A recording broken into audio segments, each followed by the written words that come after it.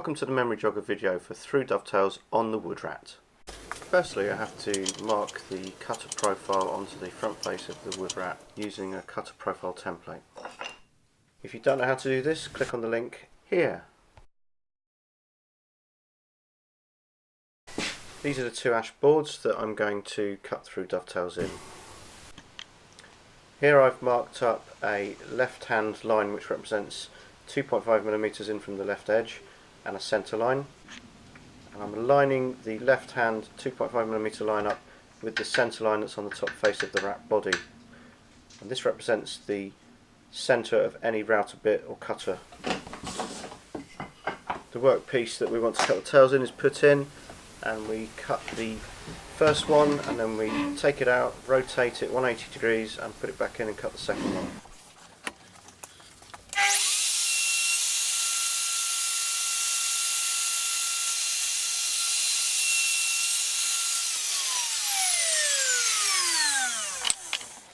The first two half shoulders cut, we now move it along to the centre line so we can cut the centre socket.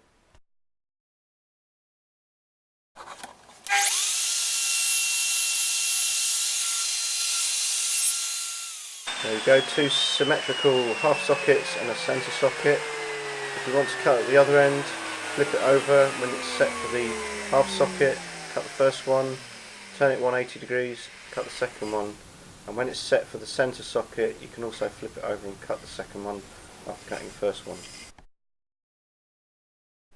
If you've never used a pair of cutters before and you don't know what the button setting or cam setting is, then you need to work out the button setting with this formula here. The table is there to help you for tungsten carbide cutters. For me it turned out to be 69. I had a 15mm dovetail cutter and an 8mm straight cutter, and if you've got problems with this you can go to my more detailed video which I've provided in a link already, or it's in the description below.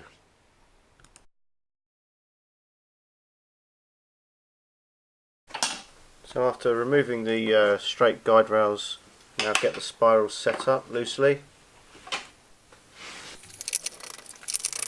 and then using the button setting that you've calculated or you already know, then you can set the centre plate up here, and depending on which position you've got the base plate attached to the WoodRat body will depend on which datum line you need to use.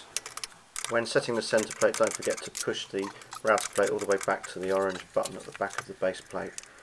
And also, if you need more help on this, you can always refer to more detail in my longer video on through dovetails.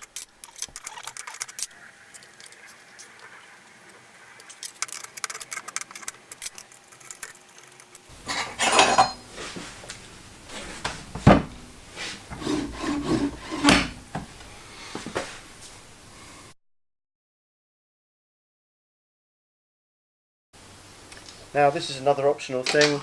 You use the sliding bevel and measure it up against the penciled profile of the cutter on the front face of the rat, and it's optional because if you already know what the number is for your pair of cutters and you've used them before, then you'll know immediately what to set the spirals to. But anyway, in this method it's just a reminder of what you have to do.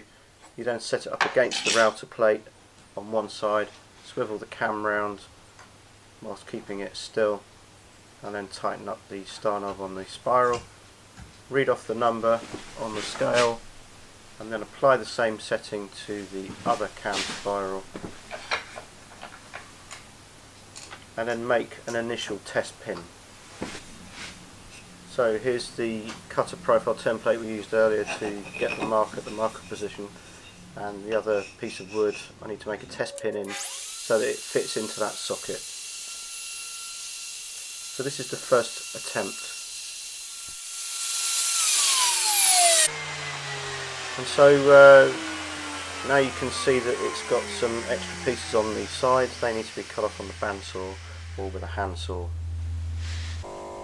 Once you've done that, you can then test your pin in your cutter profile template and see if it fits, and in this case it doesn't.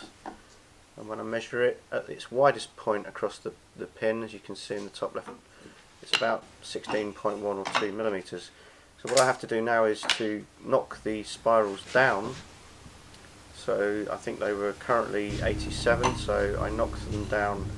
The difference between the 15mm diameter cutter and 16.2 is 1.2mm, so I moved it down 6 small divisions on the cam spiral scale. Each small division represents 0.1 of a millimeter, so I took 0.6 of a millimeter off each side, which should give me a total of 1.2 removed from the test pin. But as you can see here, it still doesn't fit. So put it back in, knock it down a bit more. You can measure it as well, of course, if you want to, and then you'll know how many small divisions you need to reduce the spirals to. So here we're testing it again, and this time it goes in, but it's very, very tight.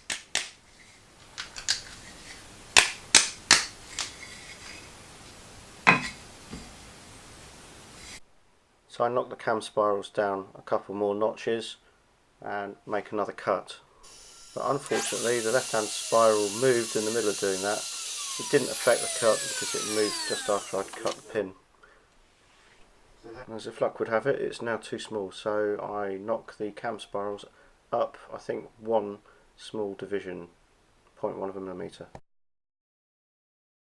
So the button setting is correct for the P2 position, and the two cams are set to about 76, I think. This is the pin board.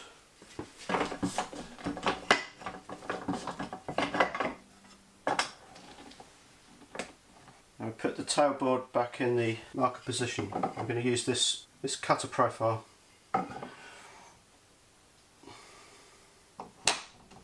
Now I'm aligning the cutter profile, which is in pencil, with the left hand tail.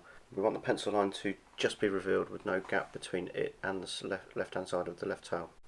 We now do the same for the cutting of the middle pin, making sure the pencil line is revealed in the middle.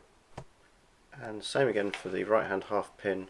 We move the tail board along until the left hand sloped pencil mark is just showing.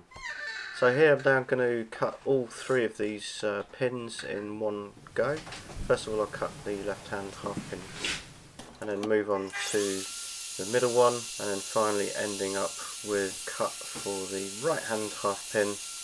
And also remember that the middle pin needs 2 cuts because we want to cut from against the left spiral and against the right spiral.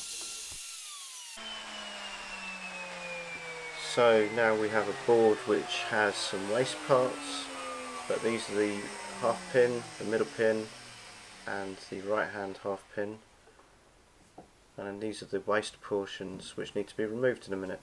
And the smaller part of the pin, it points towards the back of the rat when it's in the cutter position, and the bits you want to keep have the smallest part pointing towards you.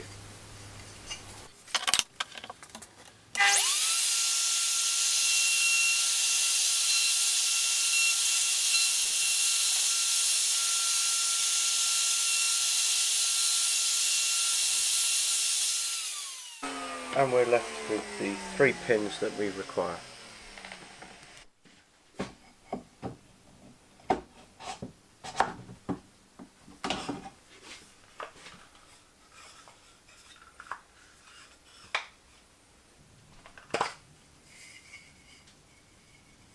So that's the final fit. Maybe a little bit loose. What you could do is make a test cut first on a scrap.